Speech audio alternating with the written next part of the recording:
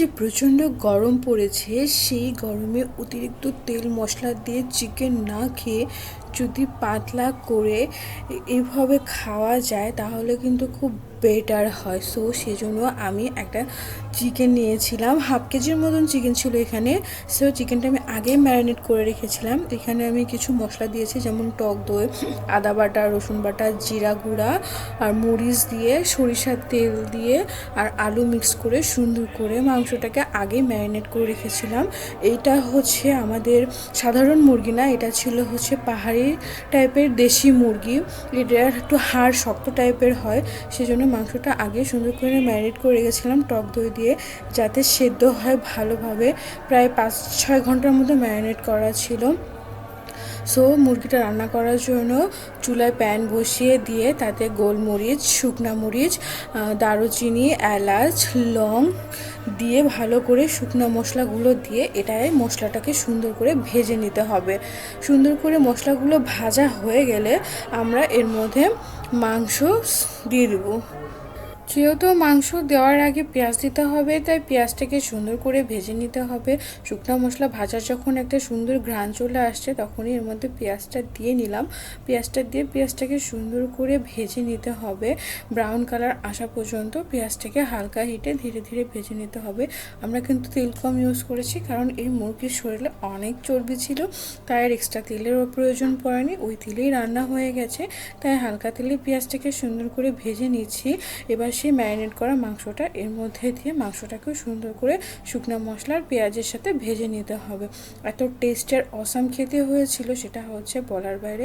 সবসময় ঝাল ঝাল মুরগির মাংস না খেয়ে একটু সাদা করে পাতলা টাইপের মাংস খেয়ে দেখতে পারেন, আশা করি সবার খুব ভালো লাগবে। তো এখন মাংসগুলো আমরা একে একে দিয়ে নিচ্ছি, দিয়ে নিয়ে বেশ সময়টা ধরে ভেজে নিতে হবে, যাতে মাংসটা খুব ভালোভাবে সেদ্ধ হয় এবং মাংসের মধ্যে কোনো গন্ধ না থাকে।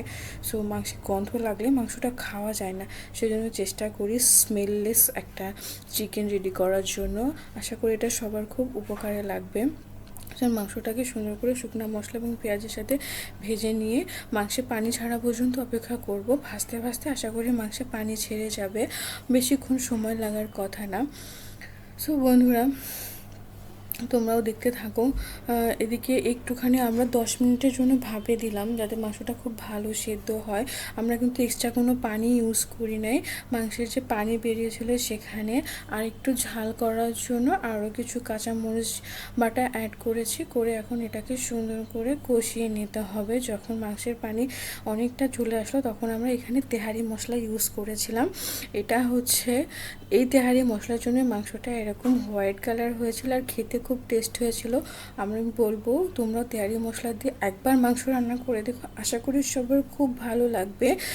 সো মাংসটা আসলেই খুব টেস্ট হয়েছিল। তেহারি মশলা নিয়ে নিলাম, রাঁধুনি রেডিমিক্স তেহারি মশলা নিয়ে সেটাকে গরম পানি দিয়ে গুলিয়ে মাংসের মধ্যে দিয়ে নিলাম। এখন এই মশলা দিয়ে আর একটু নাড়াচাড়া করে আমরা এটাকে 10 মিনিটের জন্য ঢেকে দেবো, যাতে মাংসটা একদম ভালোভাবে সেদ্ধ এবং নরম হয়। যেহেতু এটা আগেই বলেছি সাধারণ দেশীয় মুরগি না, পাহাড়ি দেশীয় মুরগি, অনেক শক্ত হয়। সো এটাকে আমরা প্রেসারে সিটি দিয়েছিলাম, প্রায় 15 মিনিট রেখেছিলাম। 10টার মতো সিটি দিতে হয়েছিল। তারপরে মাংসটা এত সফট আর এত খেতে টেস্টি হয়েছিল, সেটা হচ্ছে বলার বাহিরে।